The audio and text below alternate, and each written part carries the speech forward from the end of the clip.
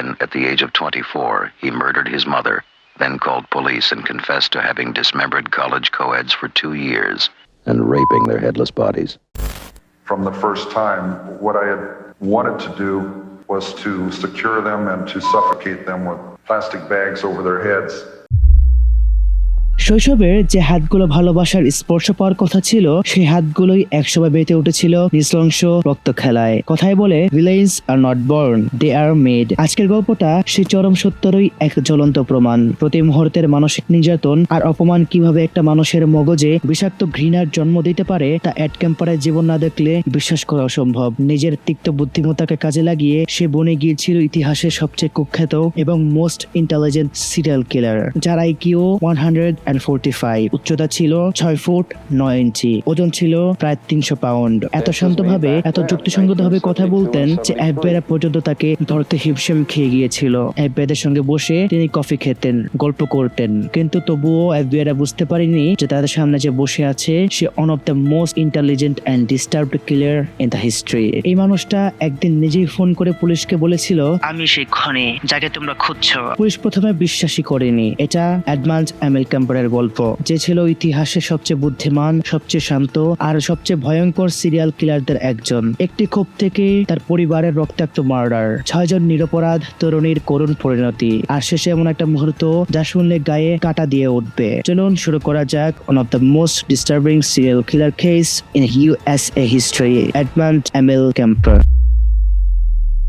1948 সালের 18 ডিসেম্বর ক্যালিফোর্নিয়ার বোরবাং শহরে জন্ম নেয় এডমান্ড ক্যাম্পার। 3 ভাই বোনের মধ্যে সে ছিল একমাত্র ছেলে। তার বাবা মায়ের সম্পর্ক ছিল সবসময় উত্তপ্ত, ঝগড়া লেগেই থাকতো। সে এমন একটা পরিবেশে বড় হতে থাকে যেখানে ঝগড়া মারামারি ছিল প্রতিদিনের ব্যাপার। যখন এডের বয়স মাত্র 9 বছর, তখন তার বাবা মায়ের ডিভোর্স হয়ে যায়।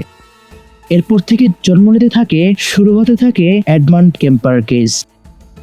ডিভোর্সের পর কোর্টের আদেশক্রমে এডমান্ডকে তার মায়ের সাথে থাকতে দেওয়া হয়। তার মা ক্লার্নেল স্ট্যান্ডবার্গ ছিলেন একজন অত্যন্ত কঠোর ও অপমানজনক স্বভাবের মহিলা। তিনি কিছুটা ম্যান হেটার ছিলেন। তিনি প্রতিনিয়ত এডকে অপমান করতেন। তাকে বলতেন সে নাকি মেয়েদের জন্য অনেক বিপজ্জনক। এডের শারীরিক গঠন নিয়েও তিনি হাসি ঠাট্টা করতেন। তার হাইটকে নিয়েও সে অনেক মজা করত। তার মা তার চেহারাকে নিয়েও অনেক বাজে মন্তব্য করত। তার মা তাকে বলতো যে সে নাকি পুরো কিলারদের মতো দেখতে। সবচেয়ে ভয়ঙ্কর ব্যাপার, তিনি এডকে বাড়ির বেসমেন্টে একা ঘুমাতে বাধ্য করতেন।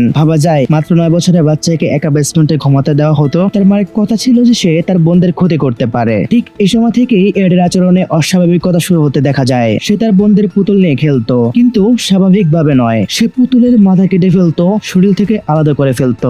ধীরে ধীরে সে প্রতিবেশীদের পোষা প্রাণীদের হত্যা করতে শুরু করে। এমনকি তাদের বাসায় একটা বিড়াল ছিল যেটাকে সে নৃশংসভাবে হত্যা করে। ক্রিমিনাল সাইকোলজিতে অ্যানিমাল ক্রুয়েলটি, ফায়ার সেটিং আর পেট ওয়েটিং, এই তিনটাকে একসাথে বলা হয় ম্যাকডোনাল্ড ট্রায়ার, যেটা এডমান্ডের মধ্যে স্পষ্টভাবেই লক্ষ্যকাতর ছিল। তার কল্পনাগুলো হয়ে উঠতে থাকে ভয়ঙ্কর। ধীরে ধীরে তার চিন্তা ভাবনা হয়ে উঠতে থাকে সিরিয়াল কিলারদের মতো। এক ইন্টারভিউতে সে বলেছিল সে একবার তার টিচারকে হত্যা করতে চেয়েছিল। এডমান্ড তার মায়ের সাথে থাকতে থাকতে তার সম্পর্ক এতটাই খারাপ হয়ে যায় যে 1964 সালে 14-15 বছর বয়সী এডকে পাঠিয়ে দেওয়া হয় তার দাদা দাদির কাছে, নর্থ ফোর্ক এলাকার একটি খামার বাড়িতে। পরিবারের ধারণা ছিল গ্রামীণ পরিবেশে আর দাদা দাদির সাথে থাকলে হয়তো ছেলেটার কিছুটা সুস্থ বিকাশ ঘটবে, কিন্তু বাস্তবে ঘটে তার উল্টোটা। এডের দাদি মড ক্যাম্পার ছিলেন তার মায়ের থেকেও কড়া অপমানজনক স্বভাবের। তার মায়ের থেকেও বেশি এডমান্ডকে অপমান করতে থাকে। অন্যদিকে তার দাদা এডমান্ড ক্যাম্পার এসার ছিলেন অত্যন্ত ভালো মনের মানুষ। এডমান্ডকে সে খুব ভালোবাসতেন, কিন্তু তিনি এডমান্ডের দাদির উপরে কোনো কথা বলতেন না, কোনো সিদ্ধান্ত নিতেন না। 1964 সালের 27 আগস্ট, সেদিন এডা তার দাদি বাড়িতে একা ছিলেন। তার দাদি কিচেনে সকালে নাস্তা বানাচ্ছিলেন। সে তার দাদার একটা রাইফেল তুলে নিয়ে এবং দাদিকে পিছন থেকে গুলি করে হত্যা করে। এরপর দাদা যখন বাজার থেকে বাড়িতে ফিরে আসেন, তাকে গুলি করে হত্যা করে। কারণ সে বলে তার দাদির এই অবস্থা দেখে তার দাদা সহ্য করতে পারতেন না, তাই তার দাদাকে সে হত্যা করেছে। সে তার দাদাকে খুব ভালোবাসতেন। যখন তাকে জিজ্ঞাসা করা হয়েছিল কেন সে এই কাজগুলো করেছে, তার জবাব ছিল ভয়ঙ্কর সরল। সে শুধু জানতে চেয়েছিল দাদিকে গুলি করে মারলে কেমন লাগে, তার রাগ কমে কিনা। মাত্র 15 বছর বয়সে দুজন মানুষকে হত্যা করার পর তাকে গ্রেফতার করে পাঠানো হয় অ্যাটাসকেড্রো স্টেট হসপিটাল। এটি একটি ফরেন্সিক মানসিক হাসপাতাল ছিল। অ্যাটাসকেড্রো হসপিটালে ঘটে যায় একটা অসাধারণ ঘটনা। 145 IQ দিয়ে কথা বলার দক্ষতা চেঞ্জ করে হাসপাতালের সাইকিয়াট্রিস্ট আর স্টাফদের সাথে দ্রুত একটা সুসম্পর্ক তৈরি করে ফেলে। সে আরো সাইকোলজিক্যাল টেস্টগুলো নিয়ে পড়াশোনা করতে থাকে। স্টাফদের সাথে সময় কাটিয়ে বুঝে নেয় কিভাবে স্বাভাবিক ও সুস্থ প্রমাণিত হওয়া যায়। তার এই বুদ্ধিমত্তা কাজে লাগিয়ে মাত্র কয়েক বছরের মধ্যেই 1969 সালে 21 বছর বয়সী এডমান্ডকে প্যারোলে মুক্তি দেওয়া হয় এবং সবচেয়ে আশ্চর্যজনক সিদ্ধান্ত দেওয়া হয় তাকে আবার পাঠিয়ে দেওয়া হয় তার সেই মায়ের কাছেই, যার অপমান আর নিয়ন্ত্রণ তার শৈশবকে ধ্বংস করে দিয়েছিল, তার দাদা দাদির মৃত্যুর কারণ হয়েছিল। এই সিদ্ধান্তটা পরবর্তীতে ভয়ঙ্কর থেকে ভয়ঙ্কর পরিণতির দিকে নিয়ে যায়। মুক্তির পর এড ক্যালিফোর্নিয়ার সান্টা ক্রুজে মায়ের সাথে থাকতে শুরু করে। সে ক্যালিফোর্নিয়া ডিপার্টমেন্ট অফ ট্রান্সপোর্টেশনের চাকরি নেয়। সে পুলিশ অফিসার হতে চেয়েছিল, এমনকি আবেদন করেছিল, কিন্তু শুধুমাত্র তার উচ্চতা 6 ফুট 9 ইঞ্চি প্রয়োজনীয়তার চেয়ে বেশি হওয়ায় তাকে প্রত্যাখ্যান করা হয়েছিল। এই প্রত্যাখ্যান তার মনে গভীর ক্ষোভ তৈরি করে। এই সময় থেকেই মায়ের সাথে তার সম্পর্ক আবার আগের মতো বিষাক্ত হয়ে উঠতে থাকে। প্রতিদিনের অপমান, নিয়ন্ত্রণ, চিৎকার। আর ঠিক এই সময় শুরু হয় তার ভিতরের ছোটবেলার থাকা সেই পুরনো অন্ধকার চিন্তা ভাবনাকে, যেটাকে সে প্রকাশ্যে নিয়ে আসতে চেয়েছিল। যে কথা সেই কাজ। 1972 সালের মে মাস থেকে শুরু হয় এড ক্যাম্পারের হত্যাযজ্ঞ। সে তার গাড়ি নিয়ে বের হতো এবং রাস্তায় হিচাইক করা তরুণী কলেজ ছাত্রীদের লিফটের নাম করে তুলে নিয়ে যেত, কারণ সে সময় সান্টা ক্রুজ এলাকায় ছাত্রীদের মধ্যে হিচাইকিং ছিল খুবই অসাধারণ একটা ব্যাপার। 1972 সালের 7ই মে দুই কলেজ ছাত্রী মেরি অ্যান পিস এন্ড অ্যানিটা লুচিজা, যারা ফ্রেন্সো স্টেট কলেজে পড়তে যাওয়ার সময় হিচাইকিং করছিল, তাদের গাড়িতে তোলে। এড ক্যাম্পারের কথাবার্তা এত সুন্দর এবং এত যুক্তিসঙ্গত ভাবে এবং ছিল যে সে মেয়েরা কোনো ভয় বা কোনো কিছু বুঝতে পারেনি। সে বেগুলো ভেবেছিল যে এড ক্যাম্পার একটা ভালো মনের মানুষ এবং তারা লিফট পাবে, কিন্তু তা নয়। এড সুন্দর করে তাদেরকে গাড়িতে তোলে, সবকিছু ঠিকঠাক যাচ্ছিল, তারা ঠিক পথে যাচ্ছিল, কিন্তু হঠাৎ করে এড ক্যাম্পার একটা রং টার্ন নেয়। তাতে সে দুই কলেজ ছাত্রী ভয় পেতে শুরু করে। কিছু দূর এগোনোর পরে সেই দুটো কলেজ যাত্রী গাড়ি থেকে নামতে চায়, কিন্তু এড ক্যাম্পার আগে থেকেই তার গাড়ির যে হ্যান্ডেল ছিল, ডোর হ্যান্ডেল, সেটা খুলে নিয়েছিল, অর্থাৎ গাড়ি থেকে বেরোনোর কোনো পথ নেই। এড ক্যাম্পার তাদেরকে নির্জন জায়গায় নিয়ে নৃশংসভাবে হত্যা করে। এরপরের মাসগুলোতে একের পর এক হত্যাকাণ্ড ঘটতে থাকে। সে সময় জনপ্রিয় একজন নায়িকা এইকোকো সেপ্টেম্বর 1972 সালের এবং আরেকজন জানুয়ারি 1973 সালে এবং রোসালিন্ড থ্রফি ও এলিস লুই ফেব্রুয়ারি 1973 সালে সে হত্যা করে। প্রতিটি ঘটনার প্যাটার্ন ছিল প্রায় একই রকম ভয়ঙ্কর। সে গাড়ি নিয়ে যেয়ে হত্যা করতো, তার থেকেও সে ভয়ঙ্কর ব্যাপার ছিল লাশগুলো সে বাড়িতে নিয়ে রাখতো। ঠিক তেমনি প্রথম দিক কলেজ ছাত্রীকে সে মেরে তার বাড়িতে নিয়ে এসেছিল। প্রথমে সে তাদের সাথে ওরাল সেক্স পারফর্ম করে, তারপরে তাদের মাথা এবং পুরো বডি বুচার নাইফ দিয়ে সুন্দরভাবে পিস পিস করে। সে প্রত্যেকটা বডি পার্টস ফালানোর আগে সে প্রত্যেকটা বডি পার্টস দিয়ে সে ওরাল সেক্স পারফর্ম করে। শুধুমাত্র তাদের দুইজনের কাটা মাথাটা সে রেখে দেয়, সে ট্রফির মতো তার ঘরে সাজিয়ে রাখে। তার থেকেও ভয়ঙ্কর ব্যাপার, সে তার মায়ের সাথে যখন ডিনার করছিল তখন তার ঘরে প্রায় 4 থেকে 5টা লাশ ছিল।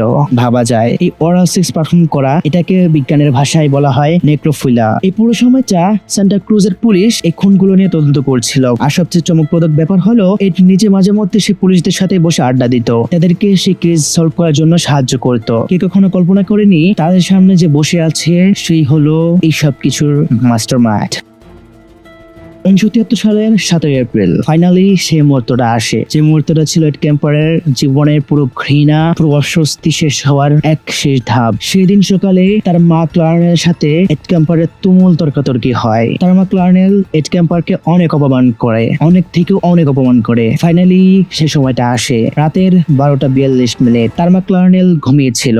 তার ঘরে ঢুকে এবং একটা হাতুড়ি দিয়ে তার মায়ের মাথায় আঘাত করে সে সেখানে তার মাকে হত্যা করে ফেলে। এরপর সে যা করে সে তার নৃশংসতার একটা উচ্চ পর্যায়ে চলে গিয়েছিল। সে তার মায়ের মাথা থেকে দেহ আলাদা করে ফেলে এবং তার কণ্ঠনালী সর্বপ্রথম ছিঁড়ে ফেলে, কারণ তার ভাষায় সে বলে যে এতদিন যে কণ্ঠনালী দিয়ে আমার উপর চিৎকার করেছিল সেই কণ্ঠনালীটাই আমার প্রধান শিকার ছিল। সে সেই কণ্ঠনালীটা হাতে নিয়ে বলতে থাকে, মা এখন চিল্লাও। এরপর সে সেই দুই কলেজ ছাত্রীর মতোই তার মায়ের প্রত্যেকটা অঙ্গের সাথে ওরাল সেক্স পারফর্ম করে, স্পেশালি তার হেড দিয়ে। এতে সে ক্ষান্ত হয়নি, তার মায়ের মাথাকে একটা ডার্ট বলের মতো সাজিয়ে নেয় এবং সেই তার মায়ের মাথাকে টার্গেট করে সে ডার্ট গুলো সে সেখানে ছুটতে থাকে।